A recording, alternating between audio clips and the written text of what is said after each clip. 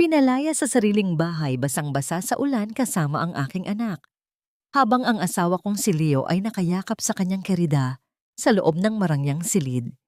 Aalis ka o kakaladkarin kita? Ang huling salitang binitawan niya.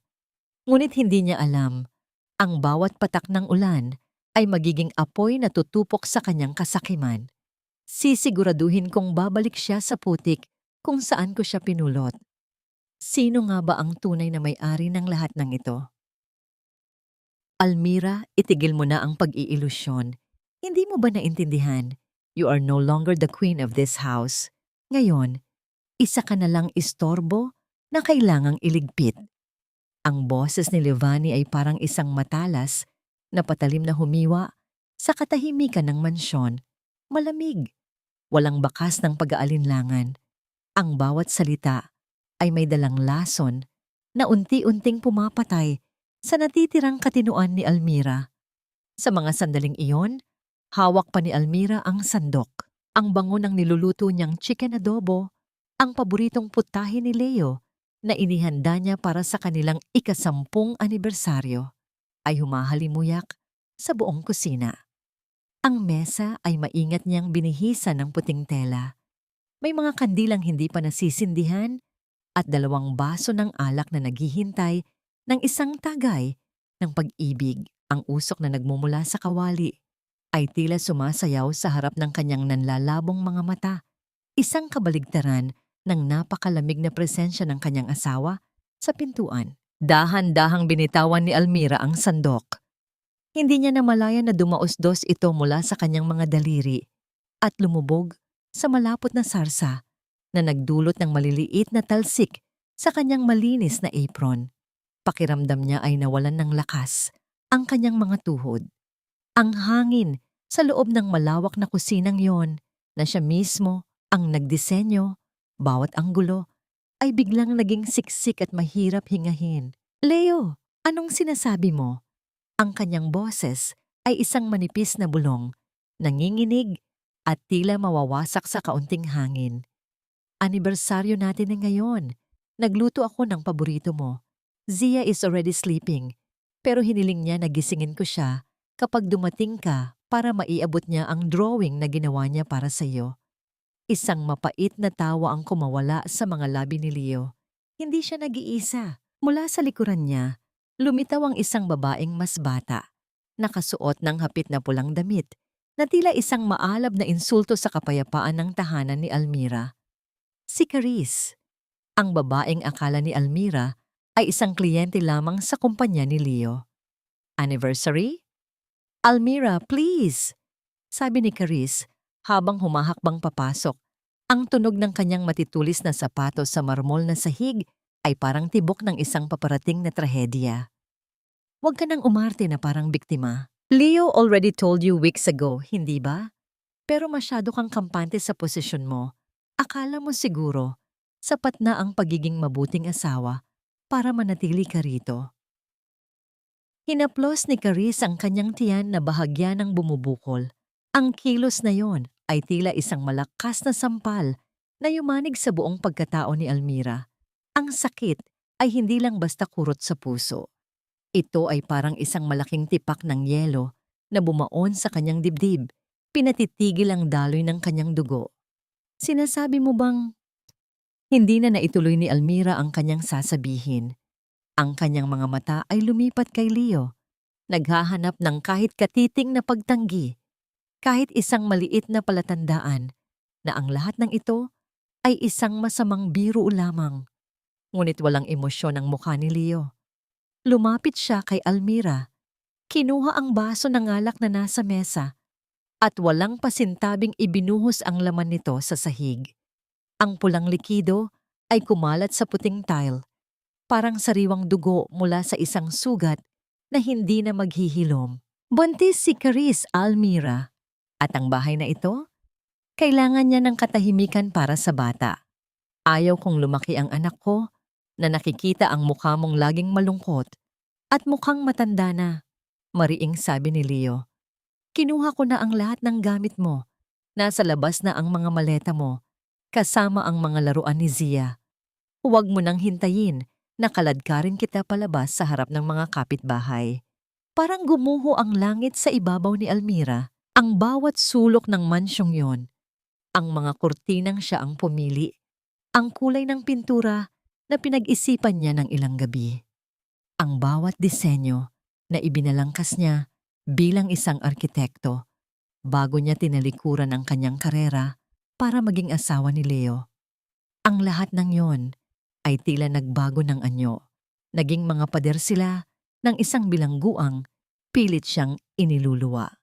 Naramdaman ni Almira ang pamamanhid ng kanyang mga kamay. Ang kanyang lalamunan ay tuyong-tuyo at ang bawat lunok ay tila may kasamang bubog. Hindi siya makasigaw, hindi siya makaiyak.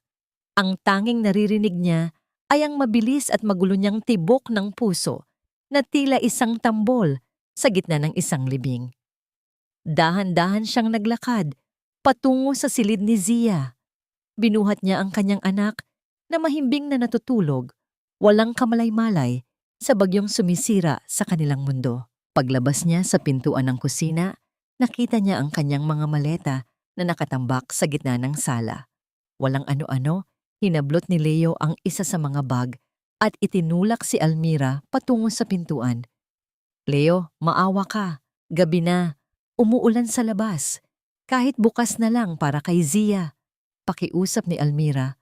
Ang mga luha ay sa wakas ay nagsimulang dumaloy. Mainit at masakit sa kanyang pisngi. Ngunit ang tanging tugon ni Leo ay ang marahas na pagbukas ng malaking pinto ng mansyon. Isang malakas na ihip ng hangin ang sumalubong sa kanila. May dalang amoy ng basang lupa at lamig ng gabi. Walang pag-aalinlangang itinulak ni Leo ang mga maleta sa labas, diretso sa putikan at ilalim ng bumubuhos na ulan. Wala akong pakialam kung saan kayo pupunta. Just get out of my sight. At wag na wag mo nang susubukang bumalik dito. Sigaw ni Leo bago tuluyang isara ang pinto. Ang tunog ng pagsara ng pinto ay tila isang hatol ng kamatayan. Doon, sa gitna ng madilim na kalsada ng Cebu, sa ilalim ng malakas na ulan na tila nakikiramay sa kanyang pighati, nakatayo si Almira habang yakap-yakap ang kanyang anak. Ang tubig ulan ay mabilis na nagpaamo sa kanyang buhok, pumasok sa kanyang damit, at nagpalamig sa kanyang balat. Tumingin siya sa kanyang paanan. Ang paboritong manika ni Zia ay nalaglag mula sa maleta at ngayon ay nakalubog sa putik. Ang nakangiting mukha ng manika ay dahan-dahang natatakpan ng dumi, katulad ng mga pangarap ni Almira na niyurakan ng taong pinagkatiwalaan niya ng buong buhay. Napatanong si Almira sa kanyang sarili sa gitna ng katahimikan ng gabi at ingay ng ulan. Paano naging ganito ang lahat? Paano ang taong nangako na poprotekta sa kanya ang siya ring kumatay sa kanyang dangal?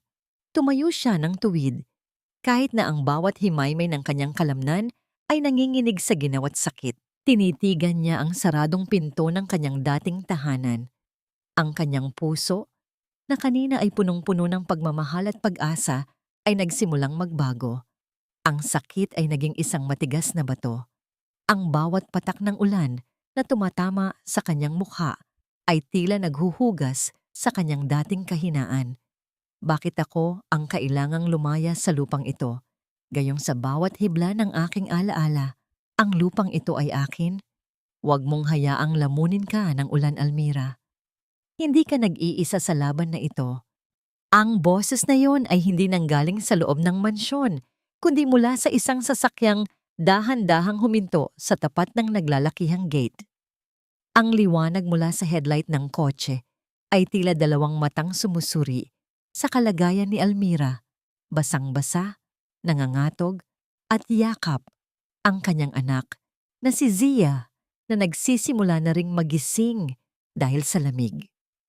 Bumukas ang pinto ng sasakyan at lumabas si Lourdes, ang ina ni Leo. Sa halip na pandidirito o pangungutya, ang mukha ng matanda ay bakas ng matinding pighati at galit na nakaturo sa sarili niyang anak.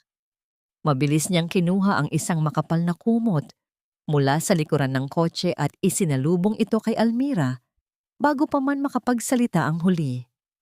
Sa gitna ng panginginig ng kanyang buong katawan, Dahan-dahang inangat ni Almira ang kanyang kanang kamay. Sa kabila ng pagtataboy sa kanya ni Leo, sa kabila ng lahat ng dumi at putik na bumabalot sa kanyang pagkatao, sa mga sandaling iyon, kinuha ni Almira ang kamay ni Lourdes at idinampi ito sa kanyang noo. Ang pagmamano na yon ay hindi lamang tanda ng respeto. Ito ay isang tahimik na paghingi ng saklolo mula sa isang babaeng wala ng ibang matakbuhan. Ang init ng kamay ni Lourdes ay tila isang mitya na muling nagpasiklab sa mga luhang pilit na pinipigil ni Almira. "Mama, pinalayas niya po kami." Ang tanging nasabi ni Almira bago tuluyang humulagpos ang isang hikbi na matagal nang nakabara sa kanyang lalamunan. Isinakay sila ni Lourdes sa loob ng sasakyan. Ang amoy ng mamahaling pabango at leather sa loob ng kotse ay tila isang malayo at banyagang mundo. Para kay Almira, gayong ilang oras lang ang nakalipas, ay doon din siya kabilang. Habang binabaybay nila ang madilim na kalsada ng Cebu, ang isip ni Almira ay tila isang pelikulang bumabalik sa nakaraan. Naalala niya ang araw na tinanggap niya ang kanyang lisensya bilang isang arkitekto. Ang ningning sa kanyang mga mata habang hawak ang mga blueprint, ang pangarap na magtayo ng mga gusaling magtatagal ng habang buhay. Ngunit nang dumating si Leo, unti-unting napalitan ang mga blueprint ng mga listahan ng bibilhin sa palengke. Ibinigay niya ang lahat, ang kanyang karera, ang kanyang pangalan, at ang kanyang katalinuhan para lamang maging anino sa likod ng tagumpay ni Leo. Akala niya, ang pagsuko sa sarili niyang mga pangarap ay ang pundasyon ng isang matatag na pamilya. Ngunit ngayon, napagtanto niyang nagtayo pala siya ng tahanan sa ibabaw ng buhangin. "Hindi ko akalain na ganito ang palalaki ko sa kanya, Almira." Basag ang boses ni Lourdes habang nakatingin sa labas ng bintana. "Ang akala namin ni Severino, ang pagiging abala niya sa negosyo ay para sa inyo ni Zia. Hindi namin alam na nilalason na pala ng kasakiman ang puso niya." Hindi dinala ni Lourdes si Almira sa sarili nilang bahay. Alam niyang susugod doon si Leo at gagawa ng gulo. Sa halip, dinala niya sila sa isang lumang apartment sa sulok ng isang tahimik na barangay. Ang paligid ay hindi marangya. Amoy ng lumang kahoy, alikabok, at mga pahina ng lumang libro ang sumalubong sa kanila. Ang mga dingding ay may mga bakas ng kupas na pintura at ang sahig ay gawa sa matigas na kahoy na tumutunog sa bawat hakbang. "Dito muna kayo," sabi ni Lourdes habang inilalapag ang ilang supot ng pagkain sa isang maliit na lamesang gawa sa kawayan. "Ito ang lumang paupahan ng pamilya ko na hindi alam ni Leo. Walang makakaistorbo sa inyo rito." Habang pinagmamasdan ni Almira ang paligid, nakita niya ang isang malaking kulay kayumangging sobre na hawak ni Lourdes. Kanina pa ito mahigpit na hawak ng matanda, na tila nag-aalinlangan kung ibibigay ba ito o hindi. Sa bawat pagkakataon na magtatama ang kanilang mga mata, mabilis na iniiwas ni Lourdes ang tingin at itinatago ang sobre sa likod ng kanyang bag nang makatulog na si Zia sa isang maliit na kama na may kulambo. Naupo ang dalawang babae sa tapat ng bintana. Ang tunog ng ulan sa labas ay tila isang malungkot na oyayi. Sa mga sandaling iyon, ramdam ni Almira ang bigat ng kanyang bagong realidad. Wala siyang pera, wala siyang trabaho, at ang tanging dala niya ay ang mga damit na basang-basa pa sa loob ng maleta. Ngunit bago pa man siya tuluyang lamunin ng kawalan ng pag-asa, tumunog ang kanyang lumang cellphone na himalang gumagana pa. Isang hindi pamilyar na numero ang lumitaw sa screen. Nang sagutin niya ang tawag, isang formal at malamig na boses ng isang lalaki ang bumungad sa kanya. "Good evening. Is this Mrs. Almira Vergara? Tumatawag po kami mula sa Central Trust Bank. Gusto lang po naming ipaalala na ang inyong loan para sa ari-arian sa Guadalupe ay 3 buwan ng overdue. Kung hindi po ito mababayaran sa loob ng linggong ito, mapipilitan ng bangko na simulan ng proseso ng foreclosure." Nanlaki ang mga mata ni Almira. Ang ari-arian sa Guadalupe? Iyon ang lupang kinatatayuan ng mansyong kapapalayas lang sa kanya. Ang lupang palagi niyang iniisip na binili ni Leo gamit ang sarili nitong pera. Dahan-dahan niyang ibinaba ang cellphone. Ang kanyang puso ay nagsimulang tumibok ng mabilis, hindi dahil sa takot, kundi dahil sa isang malaking palaisipan na nagsisimulang mabuo sa kanyang isipan. Tumingin siya kay Lourdes na sa mga sandaling iyon ay tuluyan ng inilabas ang kayumangging sobre at dahan-dahang inilapag ito sa lamesa. Almira, may kailangan kang malaman tungkol sa bahay na yon. Bulong ni Lourdes, ang kanyang mga mata ay puno ng pagsisisi. Ang lahat ng ito ay hindi nagsimula kay Leo. Almira, hindi lang ito simpleng panloloko. Ito ay isang planadong pagnanakaw sa iyong kinabukasan. Ang boses ni Attorney Amparo de los Reyes ay mariin at puno ng awtoridad. Habang ang paligid ng maliit na karinderya sa gilid ng kalsada ay abala sa ingay ng mga taong nagtatanghalian. Ang amoy ng piniritong isda at mainit na sabaw ng sinigang ay humahalo sa alinsangan ng tanghali. Ngunit si Almira ay parang nasa loob ng isang napakalamig na silid. Ang kanyang mga mata ay nakapako sa mga dokumentong nakalatag sa ibabaw ng lamesang may takip na plastik na may mga bakas ng mantsa ng kape. Si Amparo ay hindi lamang isang abogado. Siya ang matalik na kaibigan ni Almira noong nasa kolehiyo pa sila. Ang saksi sa lahat ng pangarap ni Almira na maging isang tanyag na arkitekto. Matagal silang hindi nagkita dahil simula nang ikasal kay Leo, unti-unti nang inihiwalay ni Leo si Almira sa kanyang mga lumang kaibigan. Ngayon, sa harap ng mga papel na ito, ramdam ni Almira ang muling pagtibok ng kanyang utak na tila isang makina na matagal na kinalawang. Tingnan mo itong pirma sa Deeds of Absolute Sale, Almira. Turo ni Amparo sa isang bahagi ng dokumento. Masyadong pulido ang pagkakasulat. Masyadong maayos para sa isang taong laging nagmamadali, gaya mo. At ang petsang nakalagay dito, ito ang araw na nasa ospital ka dahil sa matinding trangkaso, 2 taon na ang nakalilipas. Dahan-dahang hinaplos ni Almira ang papel. Ang kanyang mga daliri ay nanginginig. Naalala niya ang araw na yon. Ang araw na binigyan siya ni Leo ng mga gamot at sinabing kailangan niyang magpahinga habang pinapapirmahan sa kanya ang ilang office documents na hindi na niya binasa dahil sa sobrang hilo at tiwala sa asawa. Ang katotohanan ay tila isang malaking pader na gumuho sa kanyang harapan. Ginamit siya ni Leo hindi lamang bilang isang asawa, kundi bilang isang kasangkapan para makuha ang lupang ipinamana sa kanya ng kanyang lola bago pa sila ikasal. Ang lupang kinatatayuan ng mansyon niyo sa Guadalupe ay sa iyo, Almira.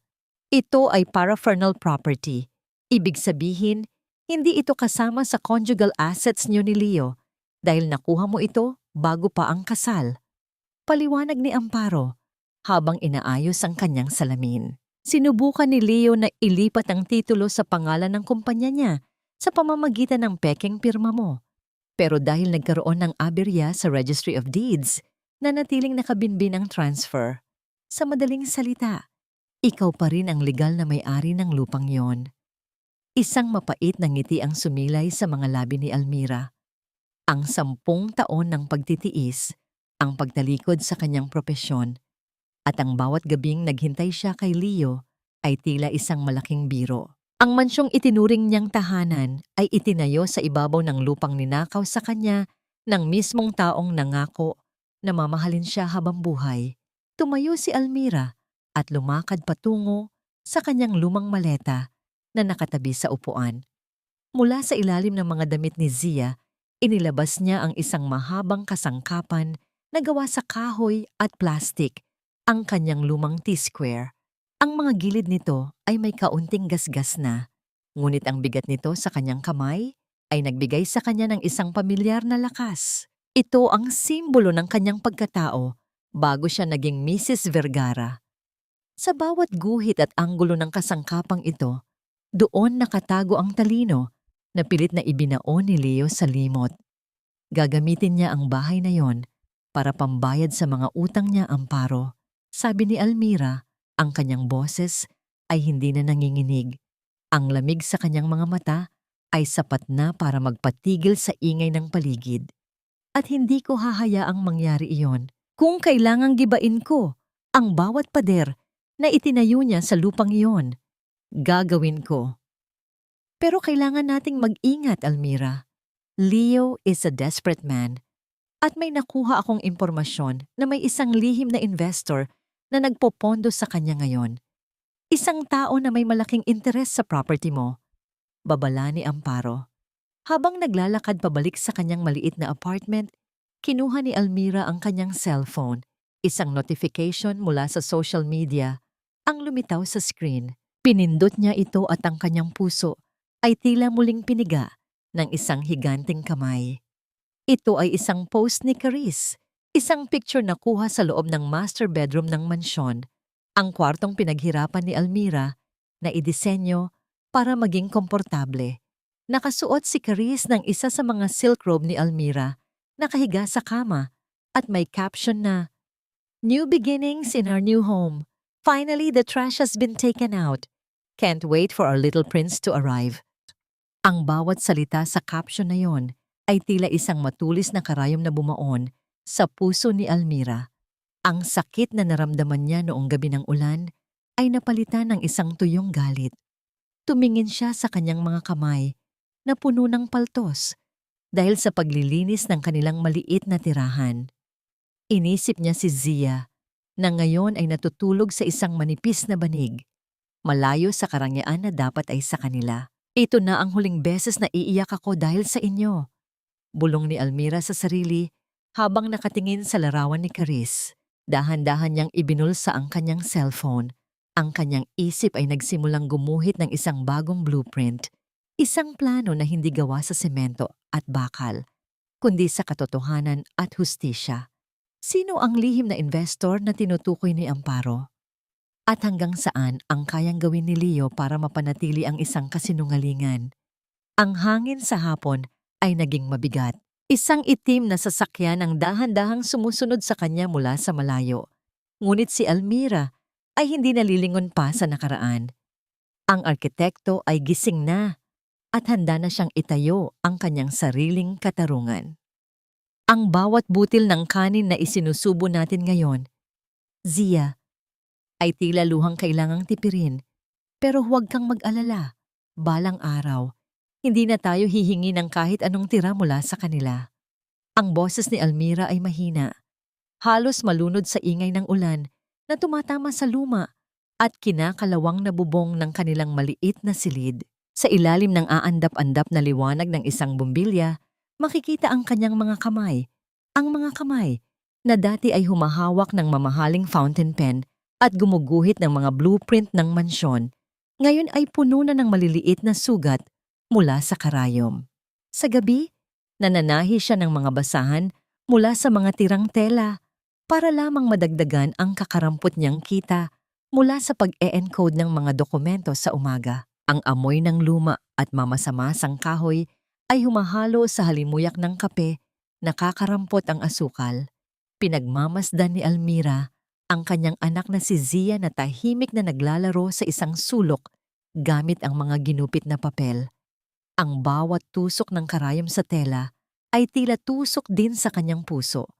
Isang paalala ng kanyang mabilis na pagbagsak mula sa karangyaan tungo sa ganitong buhay. Kinabukasan, sa gitna ng siksikan at mainit na palengke ng Cebu, bitbit ni Almira ang isang basket ng mga nilabhang damit. Ang amoy ng tuyong isda, ang malapot na putik sa daan, at ang sigawan ng mga tindero ay naging bahagi na ng kanyang bagong mundo. Ngunit sa isang iglap, tila tumigil ang lahat ng isang marangyang puting sasakyan ang huminto sa gilid ng kalsada, malapit sa kinaroroonan niya. Bumaba si Caris, mukhang isang diwata na naligaw sa gitna ng dumi ng palengke. Nakasuot siya ng isang mamahaling silk na bestida na kulay ginto. At sa kanyang braso, ay nakasabit ang isang bag na ang halaga ay katumbas na ng ilang taong upa ni Almira sa apartment. Nang magtama ang kanilang mga mata, isang mapanuring ngiti ang sumilay sa mga labi ni Caris. "Oh, Almira, is that you?" Tanong ni Caris habang dahan-dahang itinatapat ang isang panyong may pabango sa kanyang ilong, tila nandidiri sa paligid. "Hala, halos hindi na kita nakilala. You smell like fish and sweat." Iyan ba ang epekto kapag wala na si Leo sa buhay mo? Parang bigla kang naging taong kalye. Nanatiling tahimik si Almira. Ang kanyang mga kamay ay mahigpit na nakakapit sa hawakan ng kanyang basket hanggang sa mamuti ang kanyang mga buko-buko. Tinitigan niya ang mga detalye ni Caris. Ang suot nitong relo, ang relong iyon, ay regalo ni Leo sa kanya noong kanilang ika-5 anibersaryo. Ang mga hikaw na suot nito ay ang paboritong perlas ni Almira na nawala sa mansyon noong gabing pinalayas siya. Ang bawat hiyas na suot ng babaeng ito ay ninakaw mula sa kanyang sariling kuwan. "Don't look at me like that, Almira." Muling hirit ni Caris habang kinakalikot ang kanyang cellphone. "Leo is very happy now." Sabi niya, parang nabunutan siya ng tinik nang mawala ka. "At itong baby namin, he's going to grow up in a real home, hindi sa isang basurahan na gaya nito." Hindi sumagot si Almira, ngunit ang kanyang mga mata ay hindi kumukurap. Pinagmamasdan niya ang bawat galaw ni Caris, iniimbento sa kanyang isip ang bawat detalye ng kahinaang pwedeng maging alas niya balang araw. Sa kabila ng pang-iinsulto, may isang bagay na napansin si Almira. Panakanakang tumitingin si Caris sa paligid ng may kaba, na tila may iniiwasan o hinihintay. Nang makaalis ang sasakyan ni Caris, naiwan si Almira na nakatayo sa gitna ng kalsada, tila isang rebulto ng pighati na pilit itinatayo ang sarili. Pag-uwi niya sa apartment, isang pamilyar na anino ang naghihintay sa kanya sa madilim na pasilyo. Si Severino, ang kanyang biyenang lalaki. Ang matanda ay mukhang mas matanda pa kaysa sa huling pagkikita nila. Ang kanyang mga balikat ay nakalaylay at ang kanyang mga mata ay puno ng kahihiyan. Nang makita siya ni Almira, mabilis na lumapit ang matanda at kinuha ang mabigat na basket mula sa kanya. "Almira, anak, patawarin mo kami," bulong ni Severino habang inilalapag ang basket sa loob ng maliit na kwarto. "Hindi ko alam kung paano naging ganito kasama ang anak ko. Hindi ko siya pinalaking magnanakaw." Naupo sila sa tapat ng maliit na lamesa. Sa hapagkainan, isang pirasong itlog lamang ang nakahain para sa hapunan. Dahan-dahang hinati ni Almira ang itlog sa dalawa. Ang kalahati ay inilagay niya sa plato ni Zia at ang kalahati naman ay inilagay niya sa plato ni Severino. "Kain na po kayo, Papa. Alam kong hindi ito ang nakasanayan niyo sa mansyon, pero ito lang ang maibibigay ko ngayon," sabi ni Almira nang may pait ngunit may dangal sa boses. "Busog na ako, Almira. Itago mo yan para sa'yo." Tanggi ni Severino. Ang kanyang boses ay nanginginig sa emosyon. "May dahilan kung bakit ako naparito. Alam kong sinusubukan ni Leo na ibenta ang mansyon. Nakita ko ang mga papeles na pinapirmahan niya sa mga investor." Dahan-dahang inabot ni Severino ang isang lukot-lukot na sobre mula sa kanyang bulsa. Nang buksan ito ni Almira, ang kanyang puso ay tila tumigil sa pagtibok. Ito ang draft ng kontrata para sa pagbebenta ng lupang kinatatayuan ng mansyon, ang lupang sa kanya pa rin nakapangalan. Ngunit may isang nakapangingilabot na detalye sa dulo ng dokumento. Ang pangalan ng mamimili ay hindi isang tao, kundi isang dummy corporation na ang pangalan ay pamilyar sa mga lumang kliyente ni Leo. At ang presyo? Masyadong mababa, na tila ba nagmamadali si Leo na itapon ang ari-arian bago pa ito mahabol ng sinuman. May balak siyang tumakas, Almira. Kapag naibenta ito, kukunin niya ang pera at aalis sila ni Caris patungong ibang bansa, babala ni Severino. At kapag nangyari iyon, mawawala na ang huling ebidensya na sayo ang lupang iyon. Napatitig si Almira sa kontrata. Ang kanyang mga kamay ay nanginginig, hindi dahil sa gutom, kundi dahil sa galit na naglalagablab sa kanyang kalooban. Ang bawat titik sa papel na yon ay tila isang bagong latay sa kanyang likuran. Hindi ko hahayaang mangyari iyon, Papa, bulong ni Almira habang ang kanyang mga mata ay nakatitig sa dilim ng gabi. Kung kailangan kong sunugin ang sarili ko para lamang mapigilan siya, gagawin ko. Bakit nagmamadali si Leo na ibenta ang bahay? May mas malalim pa bang utang na tinatago ang kanyang asawa na maaring maging mitya ng sarili nitong pagsabog? Sa labas, ang tunog ng kulog ay muling narinig. Udyat ng isa pang paparating na bagyo. Ngunit para kay Almira, ang tunay na bagyo ay nagsisimula pa lamang sa loob ng kanyang puso.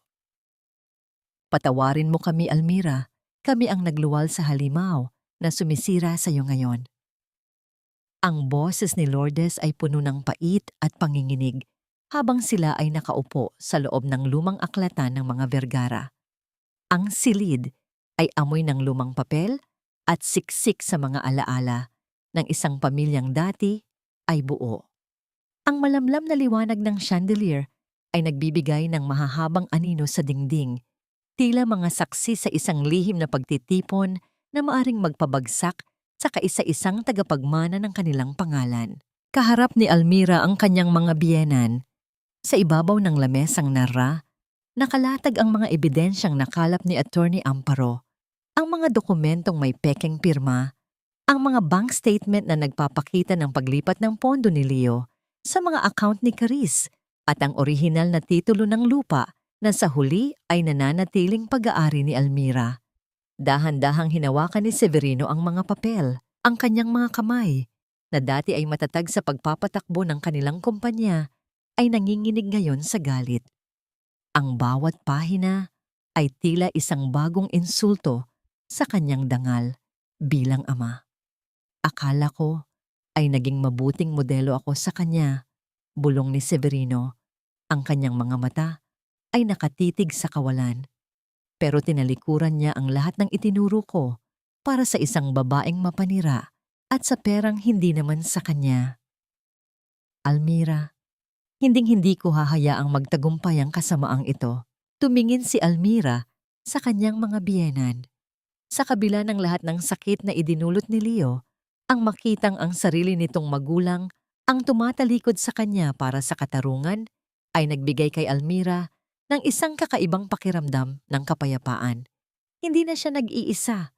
Ang lamat sa kanyang puso ay nagsisimulang punan ng isang bagong lakas.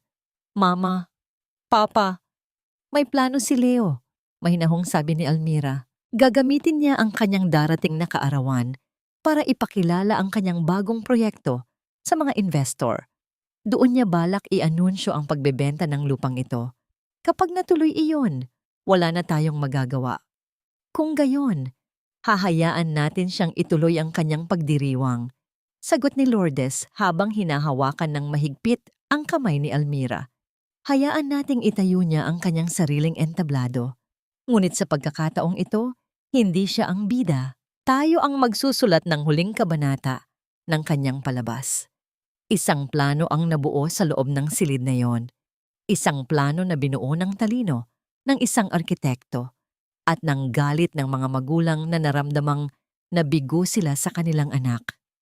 Gagamitin ni Almira ang kanyang natitirang kaalaman sa disenyo para balangkasin ang bawat hakbang ng kanilang gagawing pagbubunyag.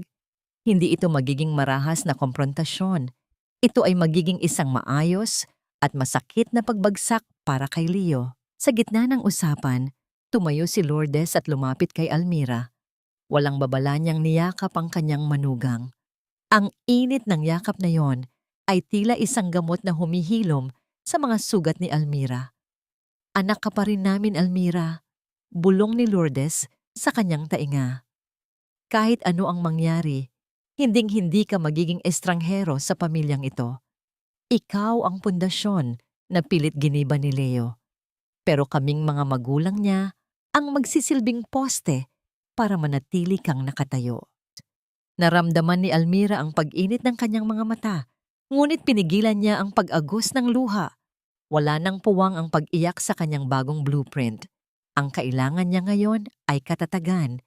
Pag-alis ni Almira sa mansyon ng mga Vergara, dumaan siya sa isang madilim na eskinita patungo sa kanyang apartment.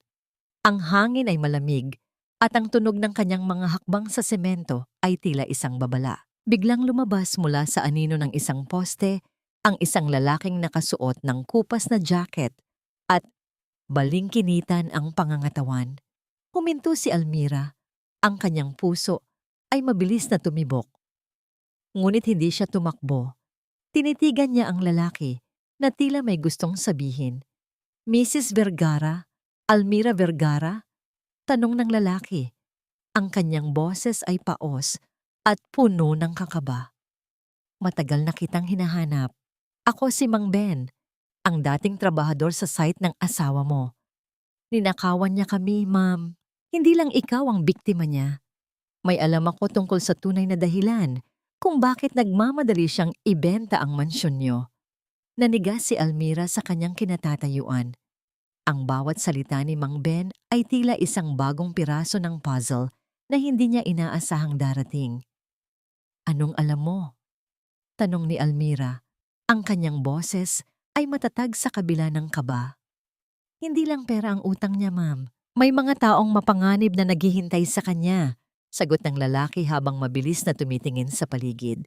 At balak niyang gamitin ang huling pirma mo para iligtas ang sarili niya, kahit ikaw pa ang mamatay sa utang. Bago pa man makapagtanong pa si Almira, mabilis na nawala ang lalaki sa kadiliman nang makarinig ng paparating na sasakyan. Naiwan si Almira na may dalang bagong impormasyon na maaring maging mitya ng mas malaking panganib. Sino ang mga taong tinutukoy ni Mang Ben? At anong klaseng panganib ang handang harapin ni Leo kapalit ng kanyang kalayaan? Ang gabi ay tila mas lalong dumilim. Ngunit sa loob ni Almira, may isang liwanag na hindi na muling mamamatay. Ang liwanag ng isang babaeng handang ipaglaban ang kanyang dangal at ang kinabukasan ng kanyang anak. Ang pinakamabisang sandata ay ang mga matang nakakakita sa dilim nang hindi napapansin ng kalaban. Ang boses ni Almira sa kanyang isipan ay tila isang malamig na paalala habang nakatayo siya sa harap ng dambuhalang gusali ng Vergara Land Holdings.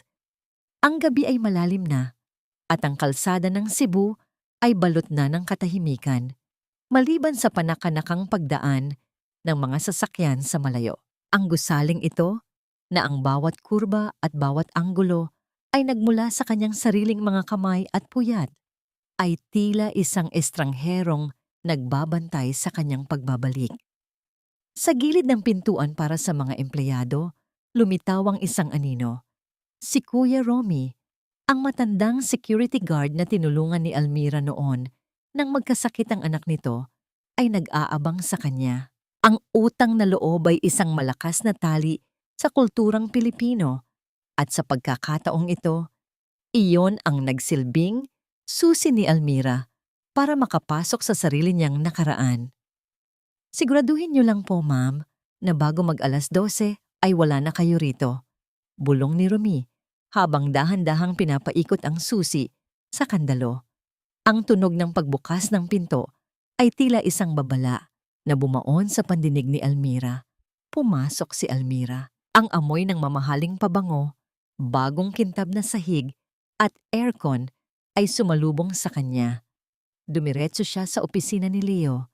Sa bawat hakbang niya sa karpet, tila naririnig niya ang mga bulong ng mga kasinungalingang itinayo sa loob ng silid na yon. Nang makarating sa tapat ng lamesa ni Leo, naramdaman niya ang panginginig ng kanyang mga daliri. Hindi ito dahil sa takot, kundi dahil sa halo-halong galit at pananabik na mahanap ang katotohanan. Dahan-dahan niyang binuksan ng drawer. Nakita niya ang isang makapal na folder na may label na Project Caris. Nang buksan niya ito, ang kanyang puso ay tila isang tambol na mabilis ang paghataw. Ang mga dokumento ay nagpapakita ng sunod-sunod na paglipat ng milyon-milyong piso mula sa kumpanya patungo sa isang personal na account sa pangalan ni Charis. Hindi lang ito simpleng pagnanakaw. Ito ay paglilinis ng kaban bago ang isang malaking pagtakas. Biglang narinig ni Almira ang tunog ng papalapit na mga hakbang mula sa pasilyo. Ang tunog ng matitigas na sapatos at ang boses na pamilyar sa kanyang pandinig ay tila isang kidlat na nagpatayo sa kanyang mga balahibo. Si Leo at Charis. Walang oras para makalabas. Mabilis na gumapang si Almira at nagtago sa ilalim ng malaki at mabigat na lamesang gawa sa mahogany. Ang kanyang hininga ay pinigil niya. Ang kanyang mga mata ay nakapikit ng mariin habang ang kanyang dibdib ay tila sasabog sa kaba. Bumukas ang pinto at narinig ang pag-ikot ng switch ng ilaw. Ang liwanag ay sumilip sa ilalim ng lamesa. Sapat na para makita ni Almira ang matutulis na sapatos ni Charis at ang makinis na leather shoes ni Leo. Ilang araw na lang, Leo, at makakaalis na tayo rito. Sabi ni Charis, ang kanyang boses ay puno ng kaimbitan. Pagod na akong makita ang mga biyenan mo na laging nakabantay. At lalo na ang dating asawa mong mukhang laging namatayan. Isang mapanuyang tawa ang pinakawalan ni Leo. Huwag kang mag-alala. Mahal ko. Malapit na tayong maging malaya. Kapag naisara ko na ang deal sa party, wala nang magagawa ang pamilya ko. At si Almira, wala namang alam yung bobong arkitekto na yon. Akala niya, sapat na ang magpakamartir sa kusina. Hindi niya alam na habang nagluluto siya, unti-unti ko nang kinukuha ang lahat sa kanya. Ang bawat salita ni Leo ay tila isang matalim na karayom na bumaon sa dignidad ni Almira. Ang pagtawag sa kanya na bobo at ang patuloy na pagmamaliit sa kanyang talino, lalo na sa loob mismo ng opisina na siya ang nagdisenyo, ay nagdulot ng matinding pagngingit-ngit sa kanyang dibdib. Halos maiyak siya sa galit, ngunit pinilit niyang pigilan ang sarili. Mahigpit niyang kinuyom ang kanyang mga kamay hanggang sa maramdaman ang bahagyang kirot. Ang kirot na yon ang tumulong sa kanya upang manatiling kalmado. Biglang tumunog ang cellphone ni Leo. Naging seryoso ang kanyang mukha habang sumagot at bahagya siyang lumayo kay Charis. Opo, boss. Handa na ang lahat, sabi ni Leo. Ang kanyang tono ay naging masunurin, tila isang asong bahagang buntot. Ang pirma na lang ni Almira ang kailangan para sa huling transfer. Opo, alam ko ang panganib. Hindi po ako papalya. Sa gabi ng party, matatapos na ang usapan. Napatigil ang paghinga ni Almira. Sino ang taong kausap ni Leo sa telepono? Sino ang boss na tila kinakatakutan nito? Isang bagong palaisipan ang nabuo na tila isang itim na ulap na bumabalot sa plano ni Leo. Nang lumabas ang dalawa at narinig ang muling pagtiklop ng pinto, naiwan si Almira sa ilalim ng lamesa. Nangangatog ang buong katawan. Dahan-dahan siyang lumabas. Ang kanyang mukha ay basa na ng luha ng galit. Kinuha niya ang kanyang cellphone at mabilis na kinuhanan ng larawan ang mga dokumentong nakita niya. Habang nagmamadaling lumabas ng opisina sa gitna ng kadiliman, hindi napansin ni Almira na ang isa sa kanyang mga hikaw, isang maliit na perlas na pamana pa ng kanyang ina, ay nalaglag at gumulong sa ilalim ng upuan ni Leo.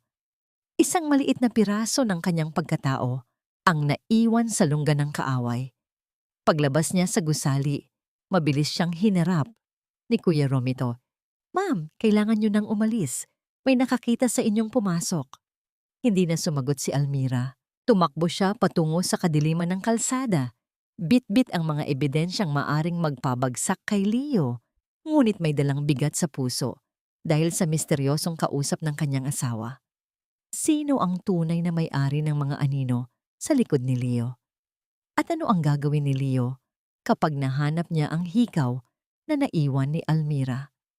Ang bawat hakbang ni Almira pabalik sa kanyang apartment ay tila isang martsa patungo sa isang digmaan na hindi niya inaasahang magiging ganito kapanganib. Ang arkitekto ay nakakita na ng butas sa pader.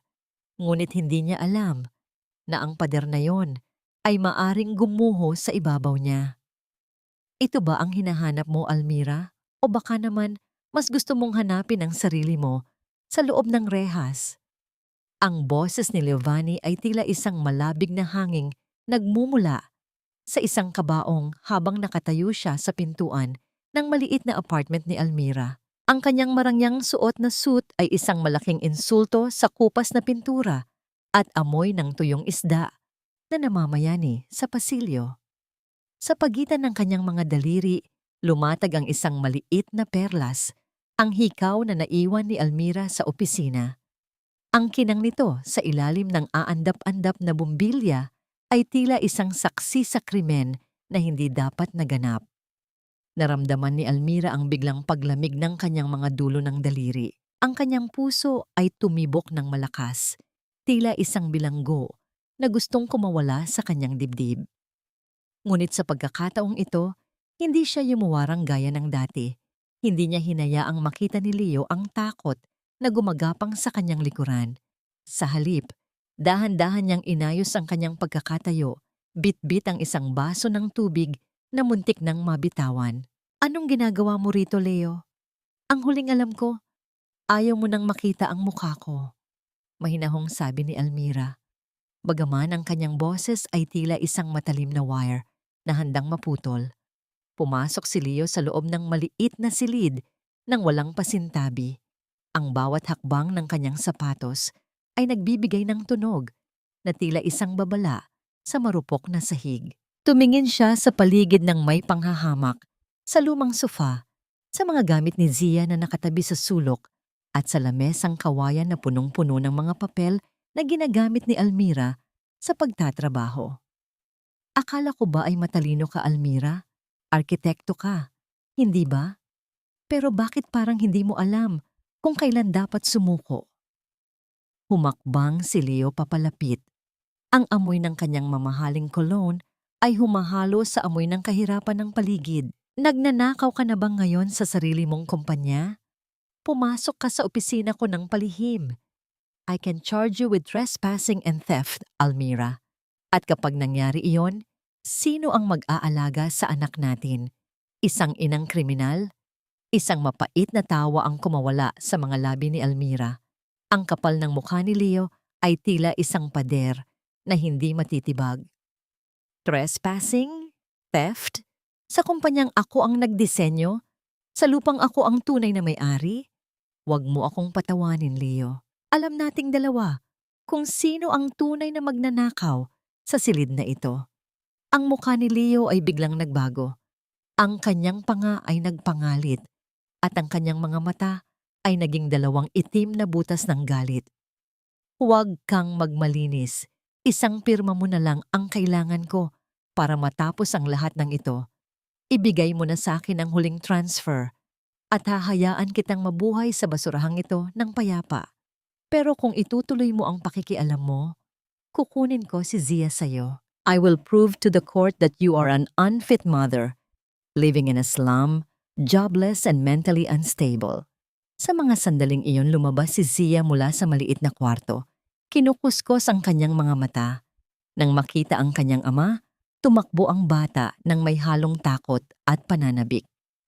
Daddy? Tangkaing hahawakan ni Leo ang ulo ng bata, marahil bilang isang pakitang tao o isang paraan ng pagkontrol. Ngunit bago pa man dumampi ang kanyang kamay sa buhok ni Zia, mabilis na humarang si Almira. Isang malakas na tunog ng pagtabig ang narinig ng itapik ni Almira, ang kamay ni Leo palayo sa kanyang anak. Ang kilos na yon ay mabilis, matapang at puno ng panggigigil. Huwag na huwag mo siyang hahawakan, Leo. Ang boses ni Almira ay tila isang kulog na nagmumula sa kaibuturan ng lupa.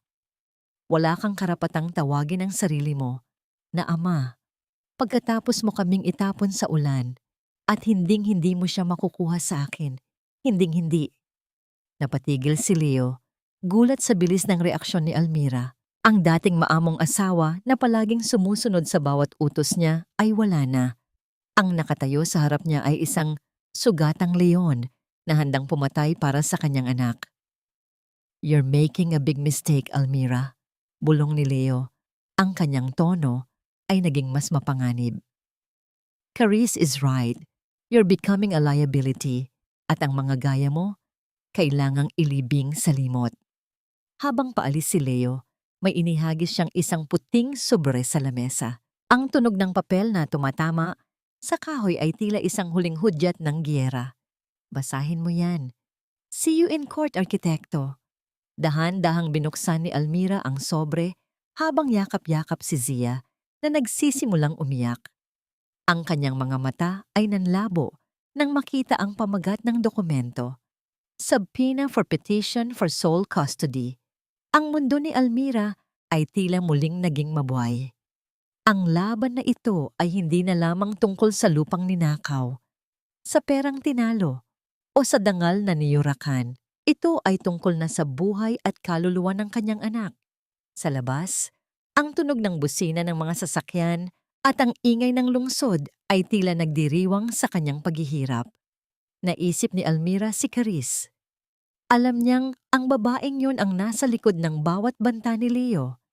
Ano ang plano ni Caris para tuluyang wasakin si Almira? At hanggang saan ang kayang isakripisyo ni Almira para manalo sa laban na ito? Hinarap ni Almira ang salamin sa dingding. Ang kanyang hitsura ay pagod. Ang kanyang mga mata ay may maitim na bilog. Ngunit may isang bagay na hindi matitinag. Ang apoy ng isang inang wala ng balak umatras. Zia, hindi ka nila makukuha, bulong ni Almira sa kanyang anak, habang ang kanyang puso ay dahan-dahang nagiging yelo.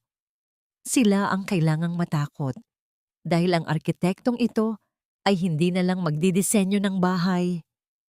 Magdidisenyo na ako ng iyong pagbagsak, Leo. Mamatay ka man sa inggit, Almira. Hinding-hindi mo na mababawi ang trono mo sa bahay na ito, sapagkat ang reyna ay pinalitan na ng isang mas bata, mas maganda, at mas karapat-dapat. Ang boses ni Caris sa kanyang alaala ay tila isang malantong na awit na pilit sumisira sa katahimikan ng hapon. Nakatayo si Almira sa harap ng isang maliit, babasag na salamin sa loob ng kanyang apartment. Ang liwanag ng papalubog na araw ay sumisilip sa bintana, nagbibigay ng kulay kahel na guhit sa kanyang mukha. Sa kanyang harapan, nakalatag ang isang asul na gown, isang yaman na itinago niya sa loob ng maraming taon. Ito ang kulay ng dagat sa Cebu, ang paboritong kulay ng kanyang lola na nag-iwan sa kanya ng lupang kinatatayuan ng kanyang pighati. Dahan-dahang hinaplos ni Almira ang tela. Ang bawat hibla nito ay tila isang alaala ng kanyang dignidad na pilit niyang binubuo muli. Sa tabi ng gown, naroon ang isang maliit na frame ng litrato, ang huling litrato nilang tatlo ni Leo at Zia na magkakasama. Ang mukha ni Leo sa litrato ay puno ng ngiti.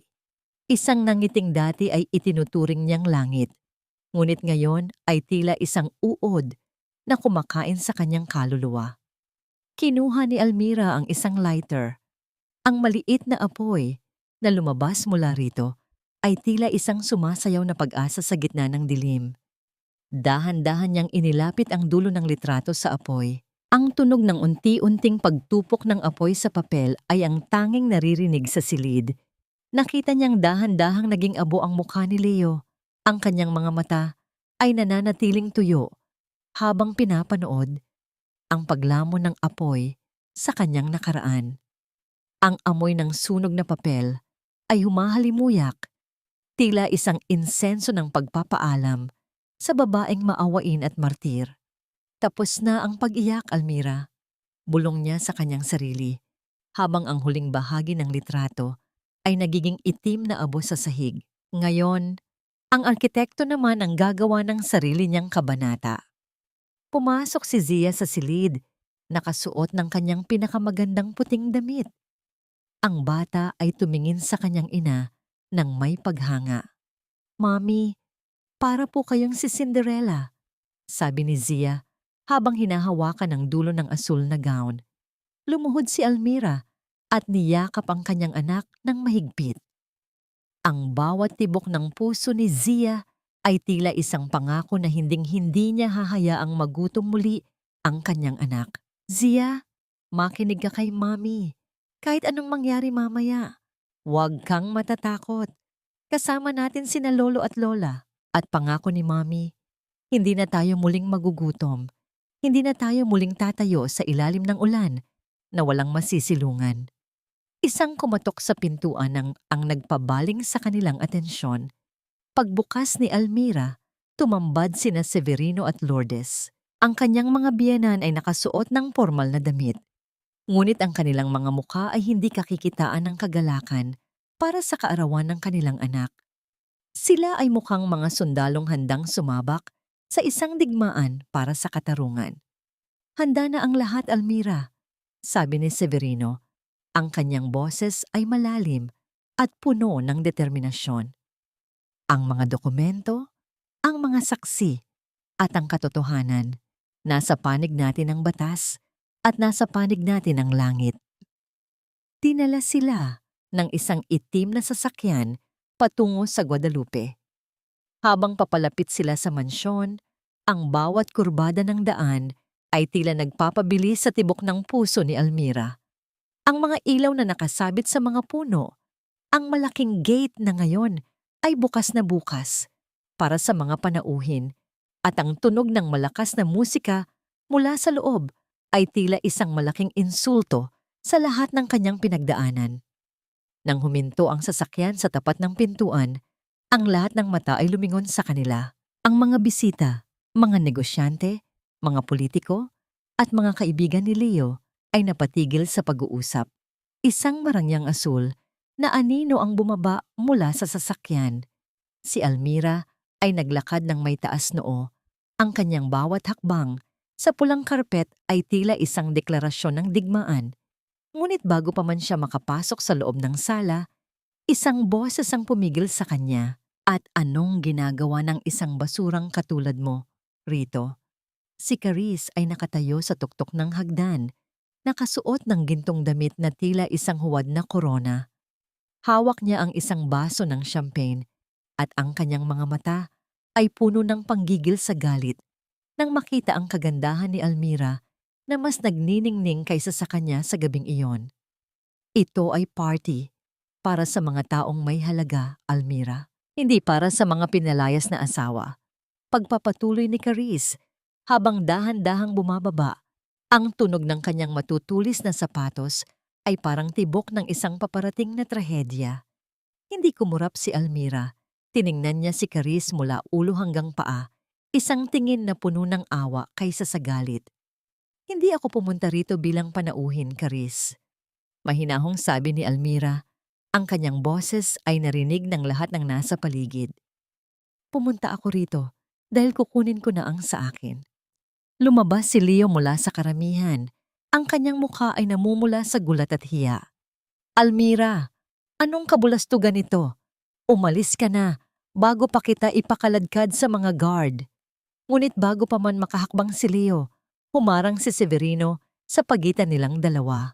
Ang ama ay tumingin sa anak ng may matinding pait. Subukan mong hawakan ang asawa mo, Leo, at ako mismo ang magpapakulong sa iyo ngayon din. Ang buong mansyon ay nabalot ng isang nakabibinging katahimikan. Ang tensyon sa hangin ay tila isang kable na handang maputol.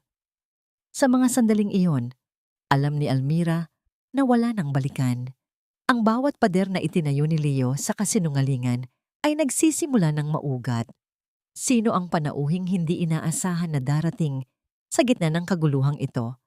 At ano ang gagawin ni Caris kapag nalaman niyang ang gintong palasyo na inaapakan niya ay gawa lamang sa buhangin? Tumingin si Almira sa malaking chandelier sa kisame.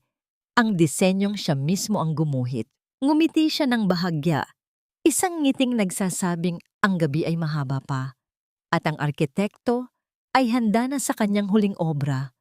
Sa gabing ito, hindi ang iyong pagsilang ang ating ipagdiriwang, Leo, kundi ang pagtatapos ng iyong mga kasinungalingan at ang pagbabayad sa lahat ng iyong ninakaw. Ang boses ni Almira ay tila isang malamig na hanging umihip sa buong ballroom ng mansyon na nagpatahimik sa ingay ng mga tawanan at tunog ng mga basong nagtatama. Ang chandelier sa kisame ay tila mas lalong nagningning na nagbibigay ng liwanag sa kanyang asul na gown na tila isang buhay na dagat na handang lumamon sa sinumang humarang. Sa gitna ng entablado, nakatayo si Leo. Hawak ang mikropono, ang kanyang mukha ay biglang namutla. Tila isang bangkay na binihisan ng mamahaling suit. Sa malaking projector screen sa likuran ni Leo, kung saan dapat ay ipapalabas ang mga tagumpay ng kanyang kumpanya, biglang nagbago ang imahe. Hindi ito mga gusali, hindi ito mga parangal. Ang unang lumabas ay isang malinaw na kopya ng orihinal na titulo ng lupang kinatatayuan nila, ang titulong nakapangalan kay Almira Isadora Calixte. Sinundan ito ng isang side-by-side comparison ng pirma ni Almira. Ang isa ay tunay at ang isa ay ang halatang pineras na ginamit ni Leo sa mga bank transfer. Ang bulong-bulungan sa karamihan ay tila isang mabilis na apoy na kumalat sa tuyong damo. Ang mga investor na kanina lang ay nakikipagkamay kay Leo ay nagsimulang umatras. Ang kanilang mga muka ay puno ng pagduda at pandidiri. Anong ibig sabihin nito? Patayin niyo ang projector na yan! Sigaw ni Leo. Ang kanyang boses ay pumiyok sa takot. Tumingin siya sa technician booth, ngunit doon ay nakatayo si Attorney Amparo. Taas noo at may hawak na laptop. Lumakad si Almira patungo sa gitna ng silid. Ang bawat hakbang ng kanyang sapatos sa marmol na sahig ay nagbibigay ng matatag na tunog, tila isang martilyo ng hukom na naglalabas ng sentensya. Bakit, Leo? Natatakot ka bang makita nila kung paano mo ginamit ang sarili mong asawa para itayo ang iyong huwad na kaharian? Tanong ni Almira. Ang kanyang boses ay umalingaw-ngaw sa bawat sulok ng ballroom. Lahat ng nakikita niyo rito, ang bahay na ito, ang kumpanyang ipinagmamalaki niya, ay itinayo sa pagnanakaw. Ninakawan niya ako. Ninakawan niya ang sarili niyang mga trabahador. At ngayon, balak niyang nakawin ang pera niyo para tumakas kasama ang kanyang kerida. Sa isang sulok, si Caris ay tila isang basang sisiw na pilit nagtatago sa likod ng mga panauhin. Ang kanyang gintong damit na kanina ay nagpakinang sa kanya, ay tila naging isang kulay ng kahihiyan. Hindi totoo yan. Sinisiraan lang ako ng babaeng yan dahil hindi niya matanggap na pinalitan ko na siya. Sigaw ni Leo, pilit na kumakapit sa huling hibla ng kanyang pagkatao. Ngunit ang huling dagok ay hindi nanggaling kay Almira. Isang mabigat na katahimikan ang namayani nang humakbang si Severino at Lourdes patungo sa harap ng entablado. Ang mukha ni Severino ay puno ng matinding puot, habang si Lourdes ay umiiyak, hindi dahil sa lungkot, kundi dahil sa matinding kahihiyan sa kanyang anak. Leo, sapat na. Ang boses ni Severino ay tila isang hatol mula sa langit. Kami ang nagbigay sa iyo ng lahat, at kami rin ang saksi sa kung paano mo nilapastangan ang pangalan ng ating pamilya. Nakita namin ang mga papeles, narinig namin ang mga plano mo, hindi ka na namin anak simula sa gabing ito. Tumingin si Leo sa kanyang ama, pagkatapos ay sa kanyang ina. Nakita niya ang pagtalikod ng mga taong nagluwal sa kanya. Ang kanyang panga ay nanginig, at ang kanyang mga kamay ay bumagsak sa kanyang gilid. Sa mga sandaling iyon, ang lahat ng kanyang kayabangan ay natunaw. Naiwan ang isang lalaking hubad sa katotohanan, isang magnanakaw na nahuli sa akto. Biglang bumukas ang malaking pinto ng ballroom. Ang tunog ng mga mabibigat na hakbang ng mga bota sa sahig ay nagpalingon sa lahat. 3 opisyal ng pulisya ang pumasok, sa pangunguna ng isang imbestigador na may hawak na puting papel. Leovani Vergara, mayroon kaming warrant of arrest para sa kasong falsification of public documents at large-scale estafa, sabi ng pulis habang papalapit kay Leo. Napaatras si Leo. Ang kanyang mga mata ay naghahanap ng malalabasan. Ngunit ang bawat daan ay harang na ng mga bisitang dati ay kaibigan niya. Ngunit ngayon ay mga saksi na sa kanyang pagbagsak. Tumingin siya kay Caris. Umaasang tutulungan siya nito Ngunit nakita niyang dahan-dahang tinatanggal ni Charis ang kanyang mga mamahaling alahas at pilit na lumalayo sa kanya, tila isang daga na unang tumatalon mula sa lumuluwog na barko. Tumingin si Almira kay Leo sa huling pagkakataon. Walang galit sa kanyang mga mata, tanging isang malalim na kapayapaan. Ang arkitektong ito ay natapos na ang kanyang pinakamahalagang obra, ang pagbuwag sa isang bahay na itinayo sa kasamaan upang makapagtayo ng isang bagong pundasyon para sa kanyang sarili. Ang akala mo ay ikaw ang arkitekto ng iyong kapalaran, Leo. Bulong ni Almira habang pinapanood ang paglalagay ng posas sa mga kamay ng kanyang asawa. Ngunit nakalimutan mong ang bawat gusali ay may hangganan kung ang pundasyon nito ay puro kasinungalingan. Habang kinakaladkad si Leo palabas ng mansyon sa harap ng lahat ng mga panauhin, isang malakas na tunog ng kidlat ang narinig mula sa labas, sinundan ng biglang pagbuhos ng malakas na ulan. Ang ulan na dati ay nagpalamig sa kanya sa labas ng gate, ngayon ay tila naghuhugas sa lahat ng dumi ng gabing iyon. Ngunit sa gitna ng kaguluhan, isang misteryosong lalaki na nakasuot ng itim na sombrero ang nakatayo sa isang madilim na sulok ng ballroom. Tinititigan si Almira nang may kakaibang tingin bago tuluyang maglaho sa kadiliman. Sino ang lalaking iyon at ano ang tunay na halaga ng utang na hindi nabayaran ni Leo na maaring humabol kay Almira? Hindi kita kilala, Leo, at wag mo akong idadamay sa mga dumi mo dahil wala akong kinalaman sa pagnanakaw na ginawa mo sa asawa mo. Ang boses ni Charis ay tila isang hiwa ng malamig na yelo na tumama sa mukha ni Levani sa gitna ng kaguluhan ng ballroom. Ang mga salitang ito ay mas masakit pa kaysa sa mga posas na ngayon ay mahigpit na nakakapit sa kanyang mga pulso. Habang kinakaladkad siya ng mga pulis, pilit na lumingon si Leo kay Charis, ang babaeng pinag-alayan niya ng kanyang dangal at ninakaw na yaman. Ngunit ang nakita niya ay hindi ang mapagmahal na mukha ng kanyang kerida, kundi ang hitsura ng isang estrangherong nandidiri sa kanya. Charis, anong sinasabi mo? Lahat ng ito ay ginawa ko para sa'yo, para sa anak natin. Sigaw ni Leo. Ang kanyang boses ay pumiyok sa desperasyon habang ang kanyang mga sapatos ay kumakaladkad sa marmol na sahig. Isang mapait na tawa ang pinakawalan ni Charis habang mabilis niyang itinatago ang mga mamahaling alahas sa loob ng kanyang maliit na bag. Anak? Leo, gising. Walang anak. Ginamit ko lang ang balitang yon para makuha ang gusto ko mula sa iyo. Pero ngayon na wala ka ng silbi at punong-puno ka na ng kaso, bakit pa ako mananatili? Ang bawat salita ni Charis ay tila isang malakas na pasabog na nagpaguho sa huling pundasyon ng mundo ni Leo. Ang katahimikan sa ballroom ay tila naging siksik na tanging ang tunog ng paghinga ni Leo na puno ng pait ang naririnig. Tumingin siya kay Almira na nakatayo malapit sa entablado. Ang kanyang asawa, ang tunay na nagmahal sa kanya, ay nakatitig sa kanya nang may halong awa at lungkot, habang ang babaeng ipinalit niya ay tinalikuran siya ng walang kaba. Severino, Lourdes, tulungan niyo ako. Ako ang kaisa-isang anak niyo. Pakiusap ni Leo sa kanyang mga magulang. Ngunit si Severino ay tumalikod.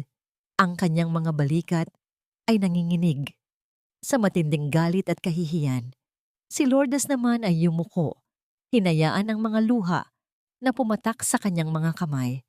Walang sumagot, walang tumingin. Ang lahat ng mga panauhin na kanina ay nagpupuri sa kanya ay tila mga aninong umiiwas sa isang nakahahawang sakit. Bago tuluyang ilabas ng mansyon, huminto ang mga pulis sa harap ni Almira. Inabot ni Attorney Amparo ang isang folder kay Leo. Isang panulat ang inilapag sa ibabaw ng folder. Pirmahan mo ito, Leo. Mahinahong sabi ni Almira. Ang kanyang boses ay walang galit, tanging isang pinal na desisyon. Ang annulment papers at ang dokumentong nagsasabing isinusuko mo ang lahat ng karapatan sa anumang ari-arian sa lupang ito. Gawin mo ito at hindi ko na itutuloy ang iba pang sibil na kaso laban sa iyo. Hahayaan kitang harapin ang iyong mga krimen ng may kaunti pang natitirang dangal. Nanginginig ang mga kamay ni Leo habang hawak ang panulat. Tumingin siya sa papel. Pagkatapos sa isang mansyong dati ay inaakala niyang kanya. Sa gitna ng dilim ng kanyang kinabukasan, wala na siyang ibang pagpipilian. Ang tunog ng dulo ng panulat sa papel ay tila isang huling hininga ng kanilang pagsasama. Isang mabilis na pirma ang nagtapos sa 10 taon ng kasinungalingan. Kinuha ni Almira ang folder. Mula sa kanyang bulsa, inilabas niya ang huling litrato nilang tatlo na magkakasama. Ang litratong muntik na niyang sunugin sa hapon. Tiningnan niya ang mukha ni Leo sa larawan. Ang mukha ng lalaking minahal niya ng buong puso. Sa harap ng lahat, dahan-dahang hinawakan ni Almira ang magkabilang dulo ng litrato. Ang tunog ng pagkapunit ng papel ay tila isang malakas na kulog sa pandinig ni Leo. Hinati ni Almira ang litrato sa gitna. Inihihiwalay ang kanyang sarili at si Zia mula sa anino ni Leo. Hinayaan niyang malaglag ang mga piraso ng papel sa sahig. Hinahayaang matapakan ng mga pulis habang inilalabas si Leo sa pinto. Wala na, Leo. Malaya na kami. Bulong ni Almira. Habang inilalabas si Leo sa mansyon, isang malakas na hangin ang umihip mula sa labas, dala ang amoy ng usok. Sa gitna ng kaguluhan, isang sigawang narinig mula sa likuran ng mansyon, malapit sa imbakan ng mga kagamitan at generator. Sunog! May sunog sa likod. Ang mga panauhin ay nagsimulang magtakbuhan nang may takot.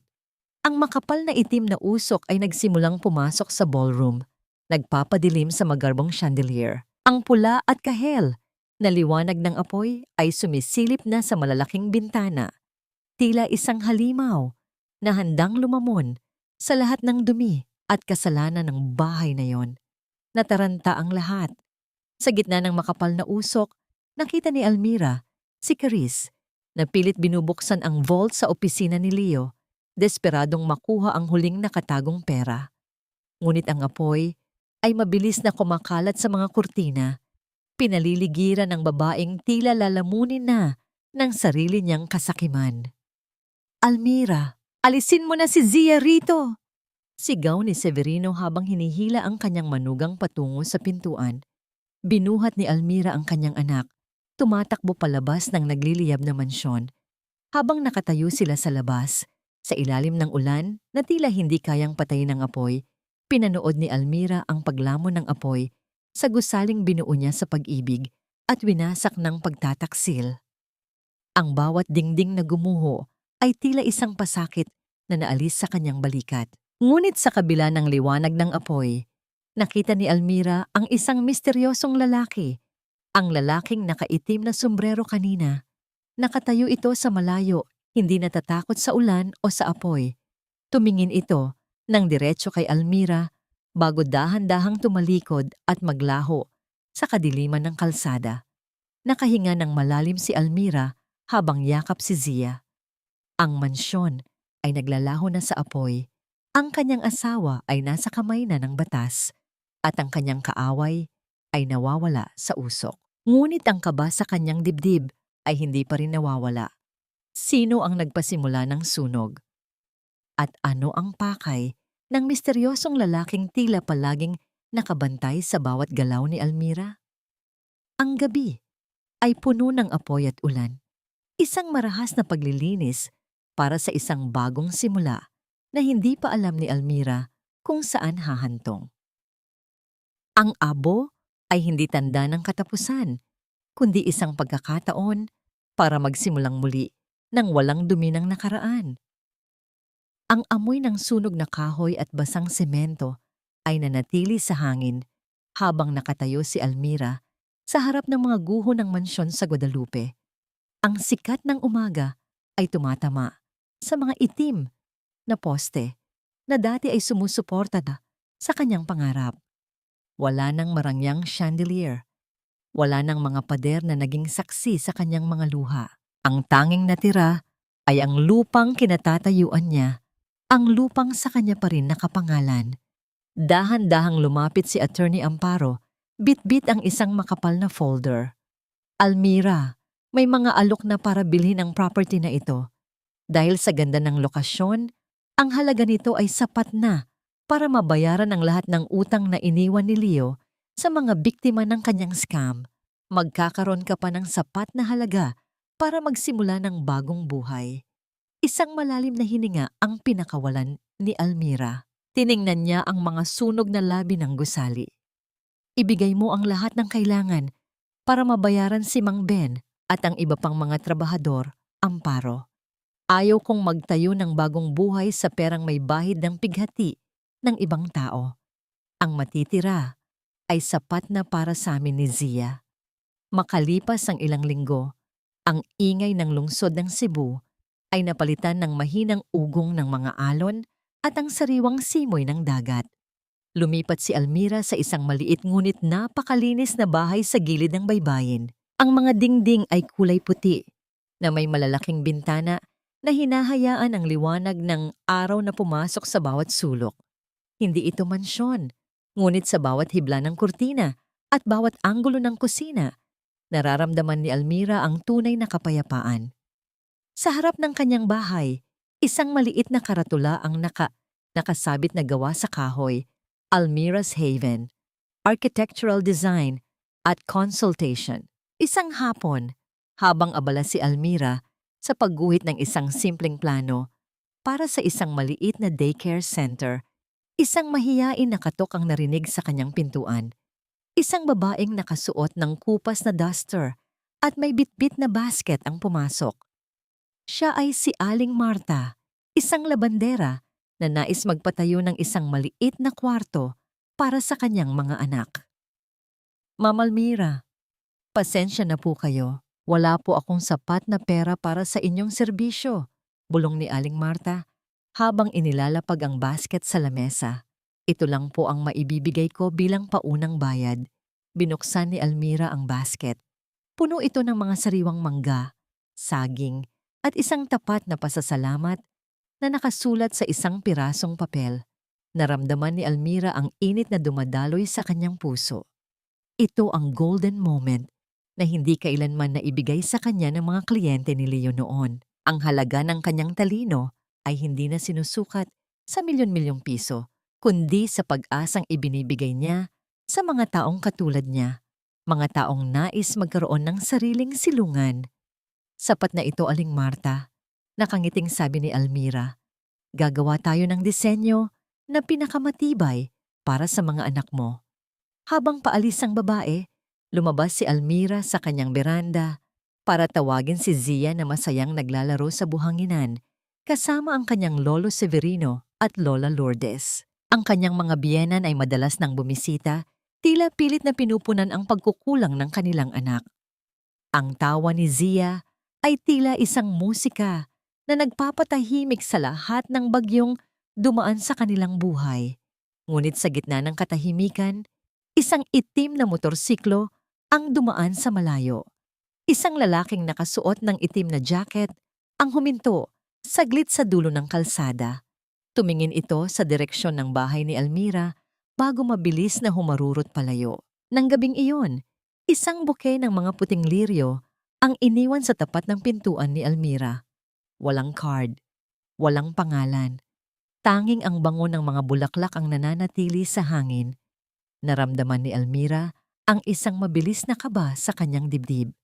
Sino ang taong ito na tila aninong laging nakabantay?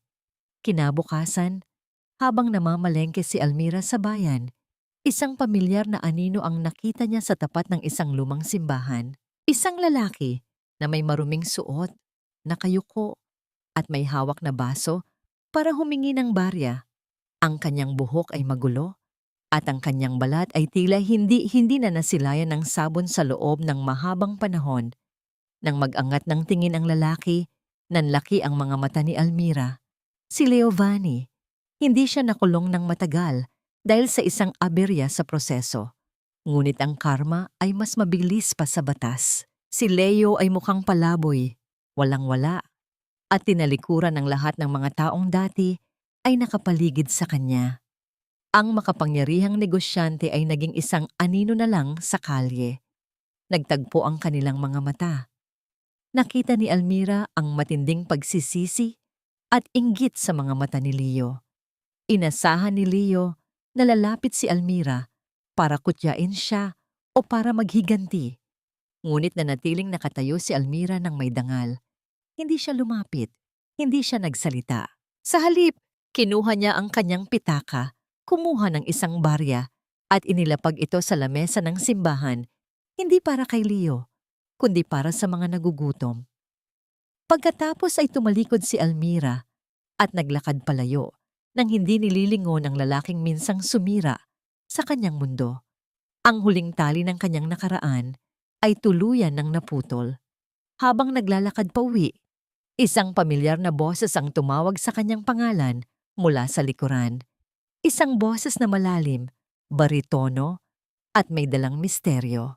Almira, akala ko ay hindi na tayo muling magkikita. Lumingon si Almira at nakita ang lalaking palaging nasa anino, ang lalaking nakaitim na sombrero sa party, ang lalaking nakita niya sa sunog. Ngayon, sa ilalim ng liwanag ng araw, nakita niya ang mukha nito ng malinaw. Isang mukha na may bakas ng sugat sa gilid ng mata, ngunit may mga matang puno ng pagkilala. Sino ang lalaking ito? Ano ang kaugnayan niya sa nakaraan ni Leo na hindi alam ni Almira? At ang pagdating ba niya ay magdadala ng bagong bagyo o ang huling piraso ng katahimikan? Hindi lahat ng guho ay katapusan, Almira. Kung minsan, kailangang gumuho ang lahat para lamang makita natin ang langit ng walang anumang harang. Ang boses ng lalaki ay tila isang malalim na himig na sumasabay sa banayad na tunog ng mga alon sa dalampasigan ng Cebu. Nakatayo si Almira sa harap ng lalaking misteryoso, si Elias. Sa ilalim ng maliwanag na sikat ng araw, nakita ni Almira ang katotohanan sa likod ng mga anino. Si Elias ay hindi kaaway. Siya ang kapatid ng babaeng unang biktima ng panloloko ni Leo. Maraming taon na ang nakalilipas, isang babaeng hindi kasing tatag ni Almira at tuluyang nawala sa sarili dahil sa pighati. Matagal na kitang binabantayan, hindi para saktan, kundi para siguraduhin na hindi ka matutulad sa kapatid ko. Pagpapatuloy ni Elias habang iniaabot ang isang maliit at lumang susi. Ang susing ito ay para sa isang safe deposit box na matagal nang itinago ng kapatid ko bago siya nawala. Naglalaman ito ng mga ebidensya ng unang krimen ni Leo. Ginamit ko ang mga impormasyong yon para tulungan ka ng palihim sa iyong laban. At ang sunog sa mansyon, hindi ako ang may gawa niyon, Almira. Ang kasakiman ni Leo at ang kapabayaan ni Caris sa generator ang nagmitsa ng sarili nilang impyerno. Kinuha ni Almira ang susi. Ang lamig ng metal sa kanyang palad ay tila huling piraso ng yelo na natunaw sa kanyang puso. Tumingin siya kay Elias nang may malalim na pasasalamat. Salamat, Elias. Salamat sa pagbabantay sa akin sa dilim. Ngunit tapos na ang gabi. Hindi na natin kailangang mamuhay sa anino ni Leo. Lumipas ang mga buwan at ang mga alaala ng apoy at ulan ay dahan-dahang napalitan ng kulay ng pag-asa. Dumating ang araw na pinakahihintay ni Almira, ang inaugurasyon ng kanyang pinakamalaking proyekto, ang Bahay Pag-asa. Nakatayo si Almira sa gitna ng isang maayos at magandang housing complex na gawa sa matitibay na materyales, ngunit abot kaya ang halaga. Ang bawat bahay ay may maliliit na hardin at malalawak na bintana, disenyong hango sa sarili niyang pangarap para sa mga inang mag-isa ring nagtataguyod sa kanilang mga anak. Ang paligid ay puno ng mga tawa ng mga bata at amoy ng mga bagong tanim na bulaklak. Sa harap ng maraming tao, kabilang ang mga biyenan niyang sina Severino at Lourdes at ang kanyang matapat na kaibigang si Attorney Amparo, humakbang si Almira patungo sa mikropono. Ang kanyang asul na damit ay tila sumasayaw sa hangin at ang kanyang mukha ay nagniningning sa kapayapaan. Ang proyektong ito ay hindi lamang gawa sa semento at bakal. Simula ni Almira, Ang kanyang boses ay matatag at umaalingaw-ngaw ng may dangal. Itinayo ito sa pundasyon ng katatagan ng isang babae. Natutunan ko na ang tunay na tahanan ay hindi ang marangyang mansyon na may mga pader ng kasinungalingan. Ang tunay na tahanan ay ang lugar kung saan malaya kang mangarap, kung saan ang iyong dangal ay hindi kailanman matitibag, at kung saan ang pagmamahal ay hindi naghahanap ng kapalit. Isang malakas na palakpakan ang bumalot sa buong paligid. Nakita ni Almira si Lourdes na umiiyak sa tuwa habang yakap-yakap si Zia. Si Severino naman ay tumatango ng may pagmamalaki sa kanyang manugang. Sa malayo, nakita rin niya si Elias na nakasandal sa isang puno. Nakangiti ng bahagya bago dahan-dahang naglakad palayo. Tila sa wakas ay nahanap na rin nito ang sariling kapayapaan. Pagkatapos ng seremonya, naglakad si Almira patungo sa dalampasigan kasama si Zia. Ang araw ay dahan-dahang lumulubog, nagbibigay ng kulay lila at ginto sa abot tanaw. Naupo ang mag-ina sa puting buhangin. "Mami, tingnan niyo po ang ginuhit ko," sabi ni Zia habang ipinapakita ang isang guhit sa buhangin gamit ang isang maliit na patpat. Ito ay guhit ng isang bahay na may 2 tao sa loob, isang malaki at isang maliit. Sabi niyo po, ang arkitekto ay gumagawa ng matibay na bahay. Gusto ko rin pong maging gaya niyo para maprotektahan ko rin po kayo habang buhay. Naramdaman ni Almira ang isang mainit na emosyon na bumukal sa kanyang dibdib. Niyakap niya si Zia ng napakahigpit. Hinahalikan ang buhok ng anak habang ang amoy ng dagat ay bumabalot sa kanila. "Zia, ikaw ang pinakamagandang disenyong ginawa ng langit para sa akin. Hindi mo kailangang protektahan si Mami dahil tayong dalawa magkasama nating itatayo ang bukas." Tumingin si Almira sa malayo. Sa dulo ng kanyang paningin, tila nakita niya ang anino ng kanyang nakaraan na tuluyan ng nilalamon ng dagat. Ang bawat hagupit ng alon ay tila naghuhugas sa huling bakas ng pait. Hindi na siya ang babaeng pinalayas sa ulan. Hindi na siya ang asawang itinago ang talino sa loob ng kusina. Siya ay si Almira Isadora Calixte, ang arkitekto ng kanyang sariling kapalaran, ang ina na lumaban para sa dangal, at ang babaeng nahanap ang tunay na tahanan sa loob ng kanyang sariling puso. Ang hangin ng gabi ay dahan-dahang lumalamig, ngunit ang loob ni Almira ay nananatiling mainit. Sa ilalim ng mga unang bituin na lumilitaw sa langit, alam niyang ang bawat guhit ng kanyang buhay ay maayos na, at ang bawat anggulo ay puno na ng pag-ibig. Pinatawad na ni Almira ang kanyang sarili sa mga taon ng pagtitiis, at pinatawad na rin niya ang nakaraan. Hindi dahil sa karapat-dapat si Leo sa patawad, kundi dahil karapat-dapat ang puso ni Almira sa katahimikan. Ang galit ay naging aral at ang sakit ay naging karunungan. Sa bawat paghinga ni Almira sa kanyang bagong bahay, ramdam ang tunay na kapayapaan. Wala nang takot, wala nang pagdududa.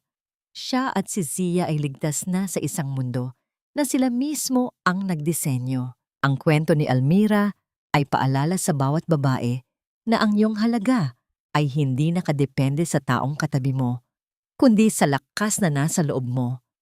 Ang pagiging mabuting asawa at ina ay hindi nangangahulugan ng paglimot sa sariling talino at pangarap.